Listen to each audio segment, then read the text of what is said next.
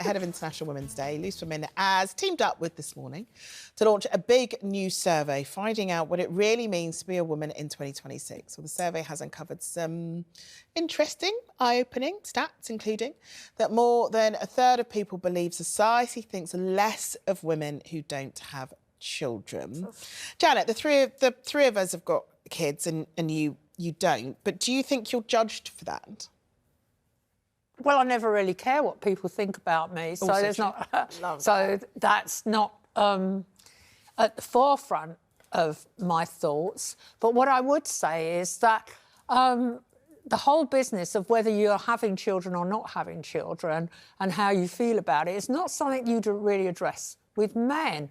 And I was thinking earlier that when I've had a man as my deputy or my number two in a job, I've never turned to the man and said, are you considering having children? And, you know, and what impact will your children have on your working life? And yet we still assume that in the workplace, women who have children are going to have different ways of working and be different, be able to devote different amounts of time to the women who don't have children.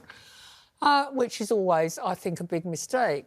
As for me being judged, I don't care. I really don't care what people think about me. I suppose I've found that women who have children are as different as women who don't have children. So the women who have children aren't all nicer because they're mums. They're not more understanding. They're not better at their jobs. I mean, they're just women who are juggling having children. But then, although you may not, you know, you don't care if anybody judges you and that people don't necessarily verbalise that with you, there are women and men, I believe, who are. I mean, Seth Rogen gave an interview last year, I think it was in February last year, where he talks about the choice that him and his wife have made to not have children.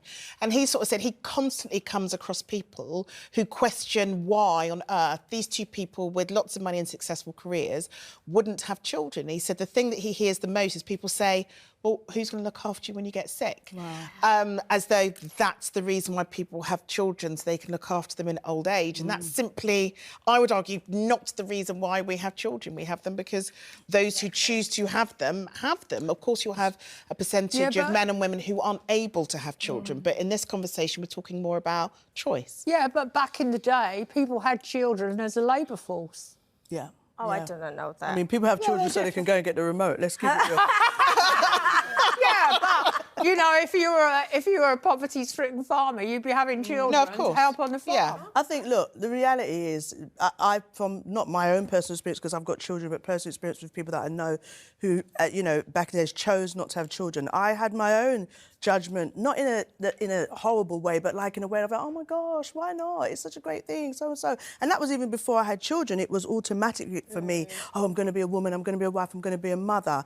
And I think we need to get over ourselves and allow people to make the choice that benefits for them. Bringing a child into this world in 2026, which is a little bit all over the place, or any years before, I think it's quite selfless. Is that the right word for you to actually say? Is it selfless? Not selfish. Yeah, selfless to actually make a conscious decision of, you know what, Do what you want. I don't want to bring children. I like my time because there's so many children that are in families that need proper parents. But also, you sort of have, there are some political parties across the world who very clearly talk to women about what their job is, and it is to have children. And if they're not having children, that it's a very selfish decision to make because it doesn't bring purpose into the world.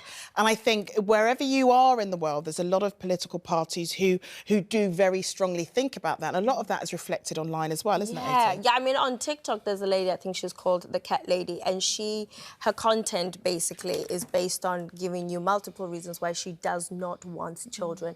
And if you see the comments, like we're saying, the judgment, I feel like the judgment before would have been just between two pals, but now it's so vocal. The way people reacted to her saying, this is why I don't want it, it went worldwide, it went viral, it was on podcasts, it was on TV shows, politicians even spoke about it, that this is what women were made to be on earth, to actually make children and stay in the kitchen and make sure that you grow the family. But there are groups in this country. Yes. There are groups of men, I'm talking now about men in this country, insulated groups of men in this country who think a woman's place is standing at the sink and popping out babies and fitting in with arranged marriages or marrying men that they have chosen, and that just isn't right. No, but I don't think that that's something that's within a particular community, one particular community. There are so many communities, but there are but there are also individual men who do also think that. Oh yeah. And who sort of judge women accordingly. And I think men. I mean, we were talking about culturally when you're talking at home in South Africa. If you're a man of a certain age and you've not married and had kids yet, people really do look down at you. Yeah, they assume something's not right, there's something not right with you, or something down there is not working anymore if you don't have those children. So they constantly ask. I mean, even with, I think, Maris, because he's East European, the culture is that by the age of 30, you've already got... So they thought he was too old when you got married? Yeah, so they were like, Maris, what's happening? Even with me, I would say, my own family, when we didn't have children, my mom was like, what's happening? Like, I want my grandchildren. Yeah. And I think it's, in that moment, you feel like, guys, I'm trying. Is there something wrong with me? Is it like, you know, you spend all your life also being taught... Is it taught... something you always wanted?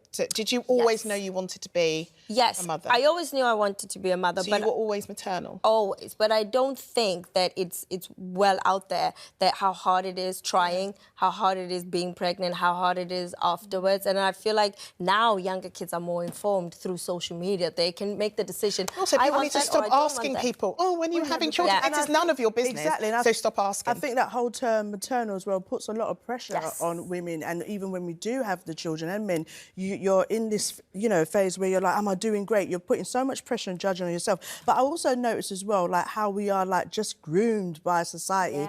Because what I've noticed, when someone passes away, one of the first things people always say, did they have children? And if you say they didn't, they go, they're going to be alone. And, and it's like, hold on, it doesn't mean that they should be grieved less because they didn't have children. Like, and actually, birthing children is one thing, but actually loving and being there for a child. I've got friends who haven't got children, and they are the next mother to my children, So, and I think we just need to allow people to make a decision that is best for them. And stay out of other people's business. And their bedrooms. What's it got to do with you?